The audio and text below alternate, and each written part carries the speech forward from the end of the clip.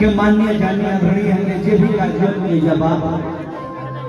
सभी लोग हम आप सबके घर के लिए आप सबके बेटा आप सबके रिश्तेदार प्रणाम करते हैं। एक बार आप सब आशीर्वाद स्वरूप से ताली से स्वागत करें। आज देखिए ये धरती हो ये दियरा क्षेत्र हो जमुना घरी प्रमोद के केहू ना चिन्ह ना जी ये साहब आज पहले हमरे पापा जी आदरणीय श्री रामावधेश सिंह यादव जी हमारे भाई शत्रुघ्न यादव जी जौना घड़ी समय में हम दुगोला गाँव 2008-9 से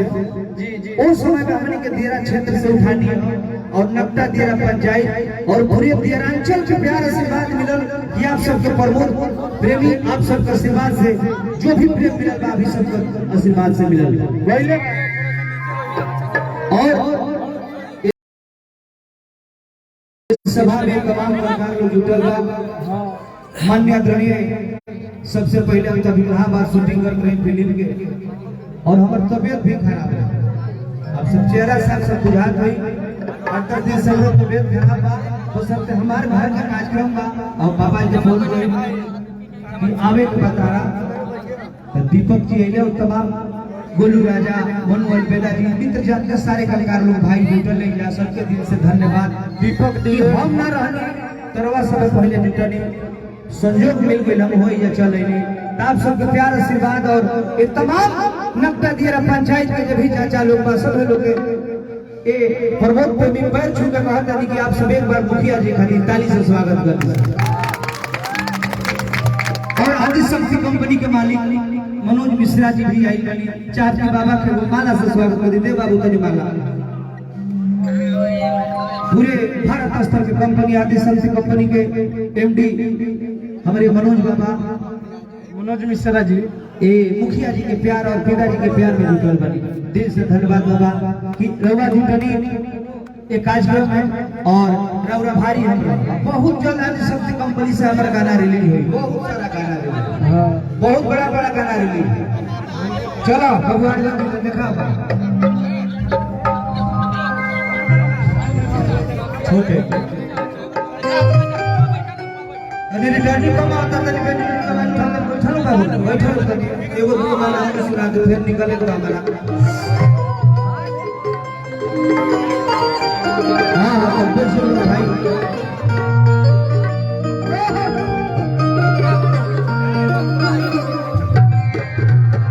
तबियत खराब के चलते और कुछ त्रुटि हुई अपन छोट बेटा समझ के संभावना गोली तक बैठल भैया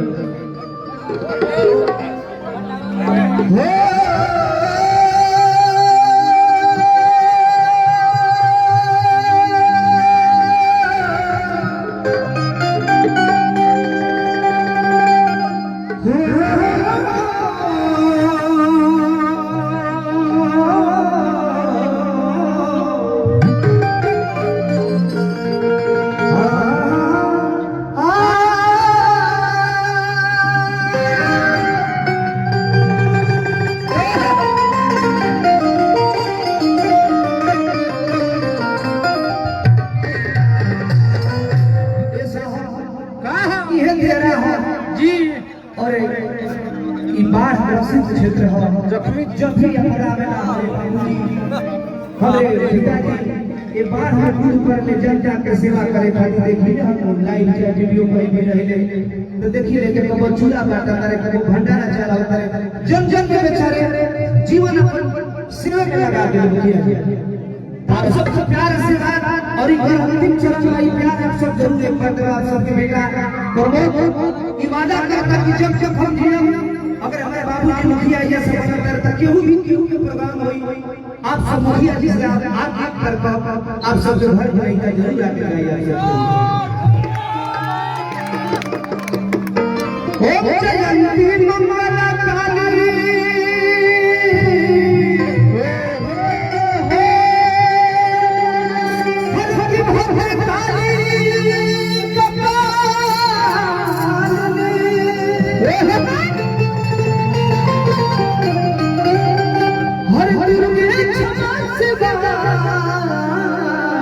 धात्री स्वाहा स्वाहा नमस्ते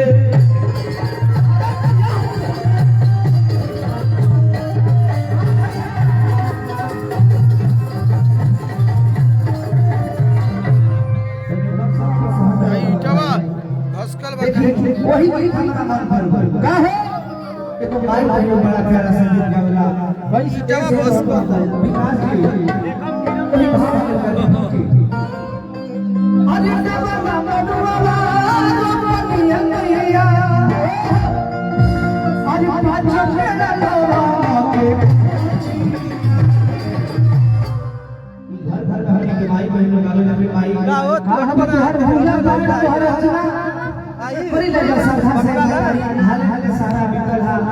भगाई पे नहीं ना छठो आई बोली छठो आ बोली जी हे भाई घर को मनसा पूरा करो हमें बाबूजी को खुशियां बना हम मोहन बना अब भगाइए नहीं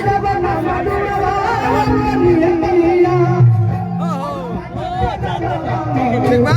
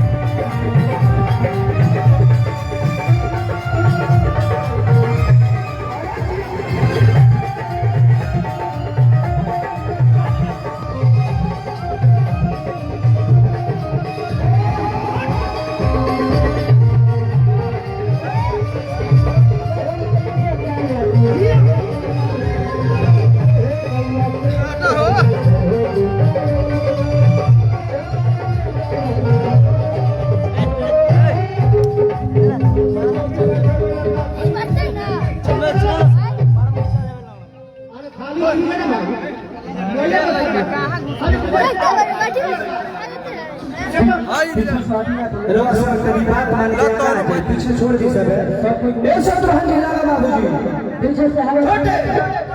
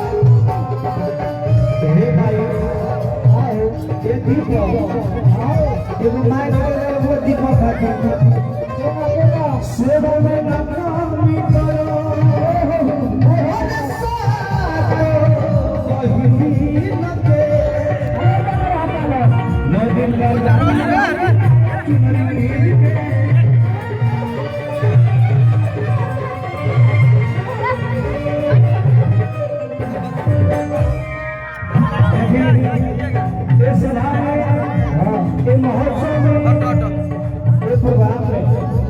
आदरणीय श्री के माननीय विधायक हरिलाल यादव जी भैया के आगमन होने वाला बा। आप सब शांति से बैठिए।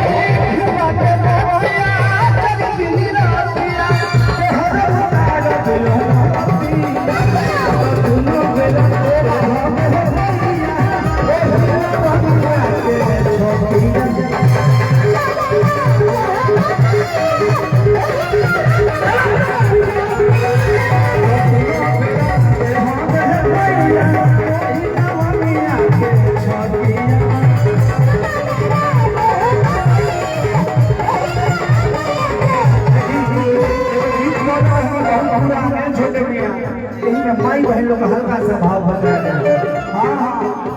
बहुत प्यार से दिया से मिला ये भाई का हो दीपक बाबू हो ए बोल बाबा बोले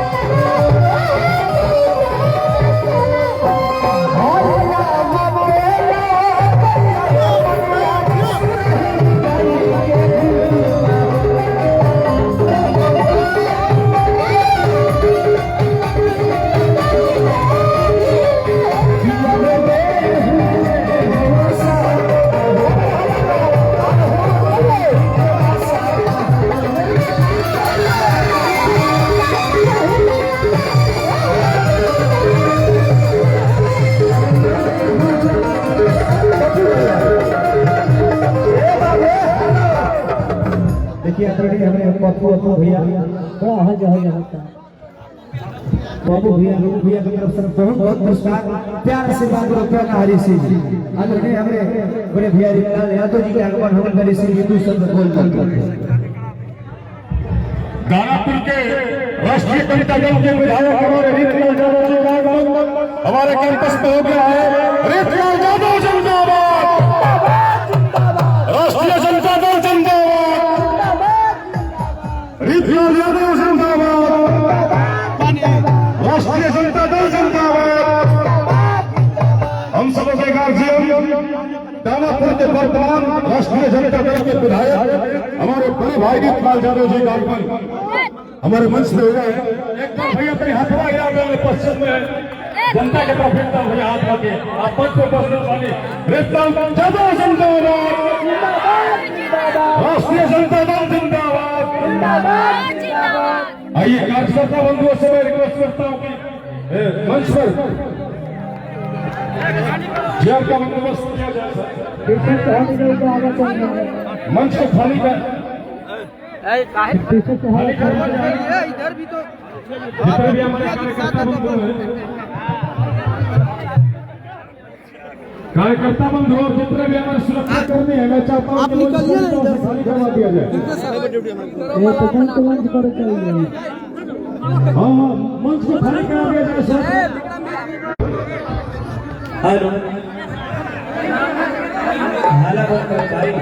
अल्लाह के खाला में भेज चले देखिए आदरणीय बड़े भैया हरिलाल यादव जी का आगमन होगा और बहुत बहुत दिल से धन्यवाद गिरवे सभा में जुटल और राव दर्शक भी आप सब थोड़ा शांति के गीत गाने हो गए। हेलो हाजी छोटे जी ऐसे कहने जी पूरा झूठे जी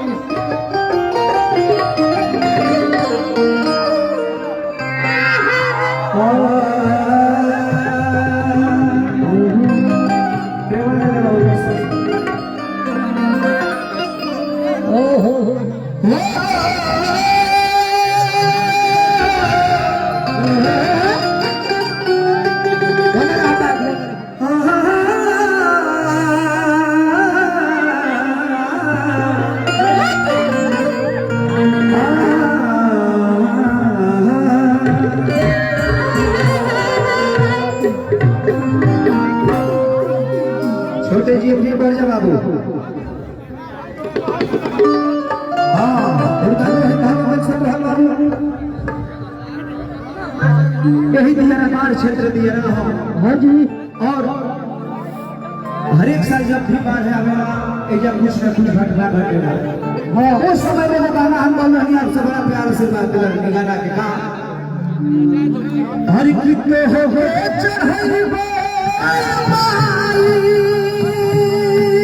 जय हो बालक जय अरे पियरी नारिया रवा हो कि गाना हो मैया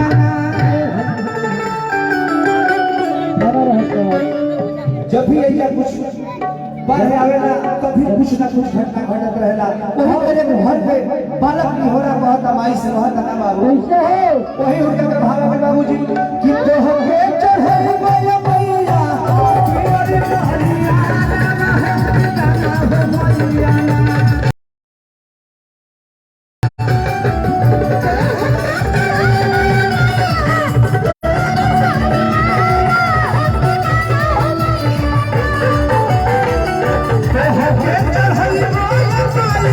पियरी नारिया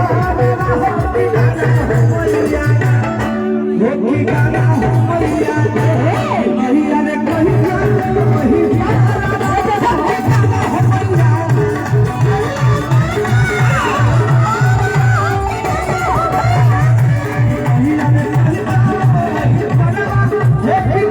हो मैया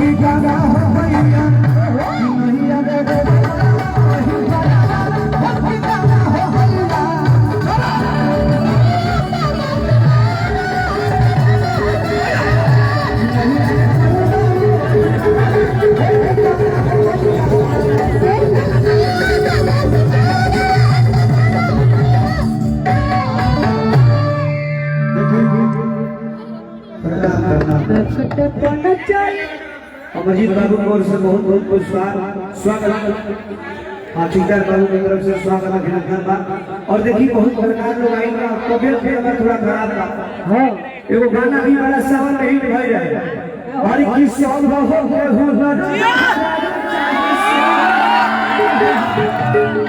हर की भला खुद न